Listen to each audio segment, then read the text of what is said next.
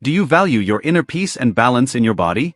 Sometimes gentle exercises, such as Tai Chi, water aerobics, or gentle stretching, don't seem impressive at first glance, but they have powerful effects. They safely contribute to longevity, calm the heart, and help the body stay stable. But there is one detail that is often overlooked. It's not just how we exercise that matters, it's when we do it. Especially if the time you choose interferes with something as vital as your sleep. Part 1. The time error. Exercising late at night can backfire. At first glance, exercising in the evening seems like a good idea. The day is over, the house is quiet, and it seems like the perfect time to take care of yourself. But if you're in your 60s, 70s, or older, that's where the danger lies. I know many disciplined seniors who, with good intentions, take a walk after dinner, do a few minutes of light aerobics before bed, or even a quick workout in the evening. Sounds harmless, right? But this habit could be sabotaging your sleep and your cardiovascular health. Part 2. The impact of nighttime exercise on the body. Even light activity before bed can activate the nervous system, speed up the heart rate, and prevent the body from entering the deep, restorative stage of sleep. And as we age, the quality of our sleep tends to decline.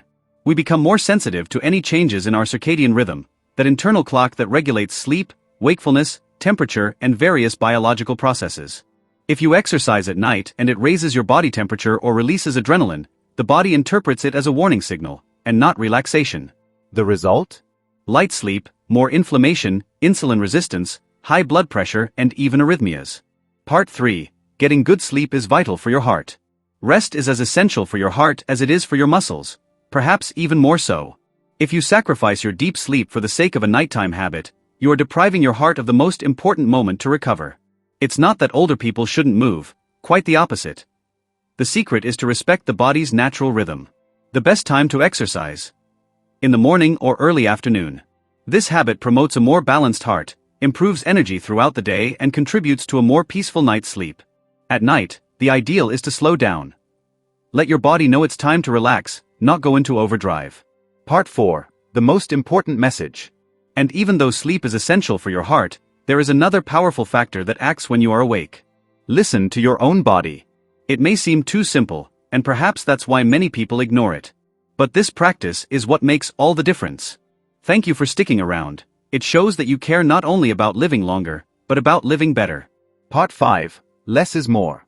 The real reward for taking good care of yourself is not a trophy or medal, it's waking up every day with a peaceful heart and a calm mind. This is worth more than any exaggeration. Let go of the idea that more is always better. Start making smarter choices, not necessarily harder ones. Move consciously, respecting your time and age. Walk with presence. Rest with intention, that's what really protects your heart. Now that is strength and courage. Part 6. The danger of silent inaction.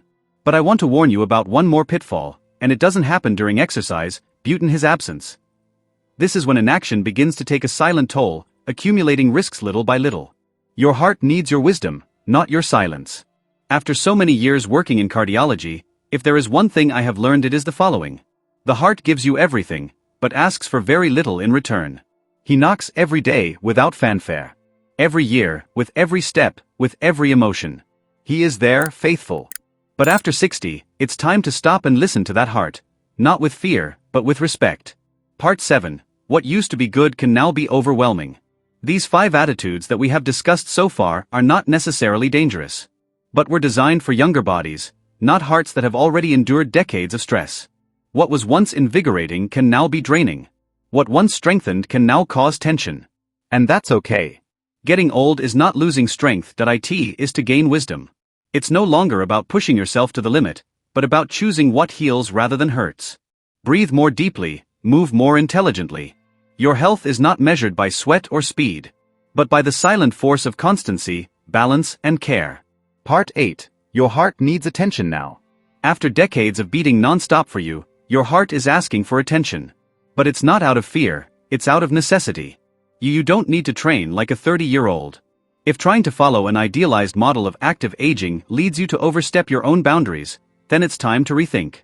What you need is kindness to your body, awareness of your limits, and constancy in your choices.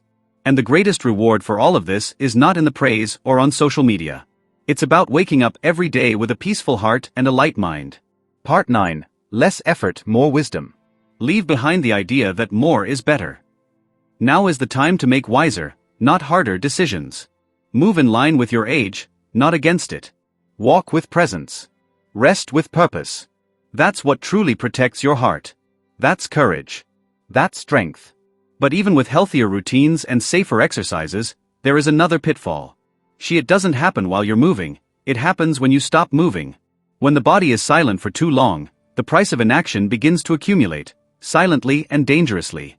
Part 10. The heart gives all, and asks for little. Your heart needs your wisdom, not your silence. After so many years working in cardiology, I can safely say, the heart gives you everything, but demands very little. It pulses without being noticed. Year after year, step after step, emotion after emotion. He is always with you. But after 60, it's time to listen to him with respect. Part 11. Aging is wisdom, not weakness. The 5 practices we cover here are not, in themselves, dangerous. But they were not designed for a heart that has already lived so much. What once invigorated you can now exhaust you. What once strengthened you can now create tension. And that's okay. Getting old is proof of wisdom. The focus now should not be to push yourself further, but choose what heals, what soothes, what strengthens with balance. Breathe more deeply. Move more consciously. Your health is not measured by sweat, nor by speed, but by the silent force of care, constancy and balance. Don't punish your heart. Make today the day you start protecting it. If you haven't been told yet, you are not too old. It is never too late. Every little choice you make now can add years to your life, and life to your years. Move forward with care, kindness, and with your heart in mind. These messages are an invitation for you to live more fully, more authentically. And now I would like to hear from you. What teachings from this video do you intend to put into practice in your daily life? Write in the comments. Let's build together a community of support, balance, and well-being.